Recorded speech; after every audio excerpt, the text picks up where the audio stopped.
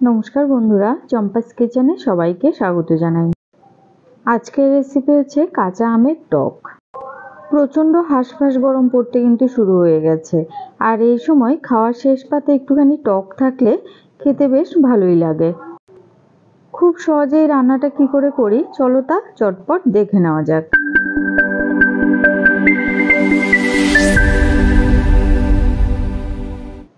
तो सबार प्रथमे गैस जालिए एक कड़ाई गरमे बसाচ্ছি।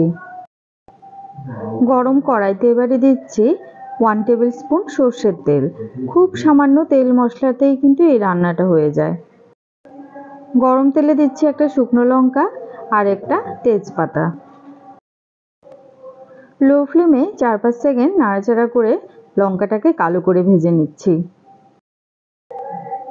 এবারে এর মধ্যে দিচ্ছি হাফ টিস্পুন কালো সরষে। गरम तेले सर्षे पड़ार संगे संगे फुटते शुरू हो गेছে, सेजন্য খুন্তি দিয়ে এভাবে একটুখানি থেতো করে দেবে, এতে করে সরষের ফ্লেভারটা পুরোপুরি তেলের মধ্যে চলে আসবে। এবারে দুটো কাঁচা আম দিয়ে দিলাম।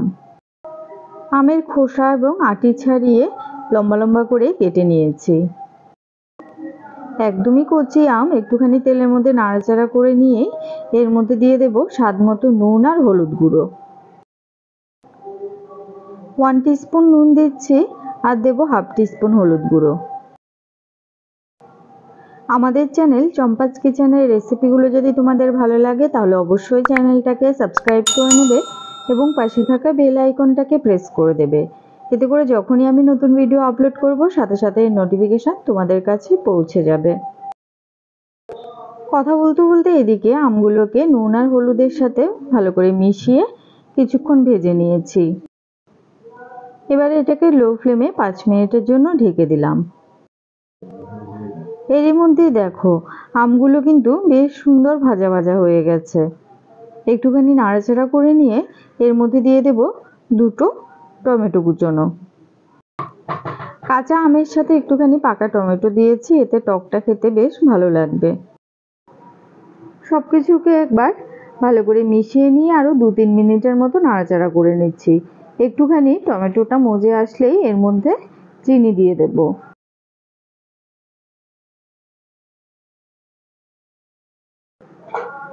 চিনির পরিমাণটা অবশ্যই করে নিজেদের স্বাদ বুঝে ব্যবহার করতে হবে। আমি এখানে 1/4 কাপের মতো চিনি ব্যবহার করেছি।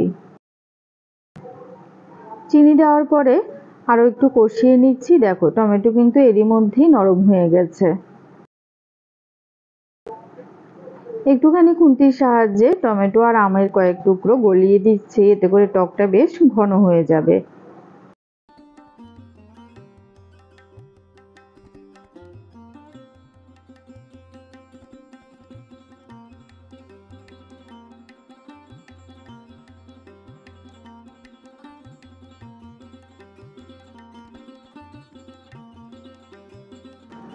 दो तीन मिनिट एभाবে নাড়াচাড়া করার পরে দেখো ঘনত্বটা ঠিক এরকম এসছে।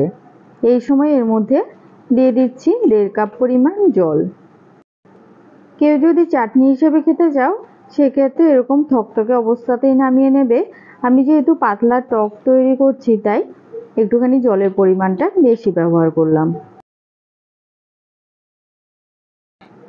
সবকিছু ভালো করে মিশিয়ে নিয়েছি। এবারে গ্যাসের আঁচটা হাইতে করে টকটাকে ভালো করে ফুটিয়ে নেব। টক ফুটে উঠেছে, এবারে গ্যাসের আঁচটা লোতে করে দিলাম আর এইভাবে ঢেকে আরো 5 মিনিট এটাকে ফুটিয়ে নিচ্ছি। তো দেখো জলটা শুকিয়ে কিন্তু বেশ ঘন হয়ে গেছে। এই অবস্থায় আমি গ্যাসের আঁচটা অফ করে দিচ্ছি। এটা ঠান্ডা হলে আরো একটু ঘন হয়ে যাবে। গরমে এরকম কাঁচা আমের পাতলা টক খেতে কিন্তু বেশ ভালো লাগে।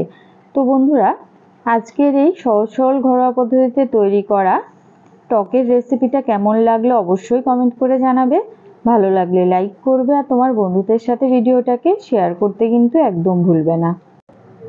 এই টকটাকে পুরোপুরি ঠান্ডা করে তারপরে সার্ভ করব, তবেই কিন্তু এটা খেতে বেশি ভালো লাগবে। এতক্ষণ আমার পাশে থেকে ভিডিওটা দেখার জন্য অনেক অনেক ধন্যবাদ। ভালো থাকবে, সুস্থ থাকবে। পরের ভিডিওতে আবার দেখা হবে। বাই।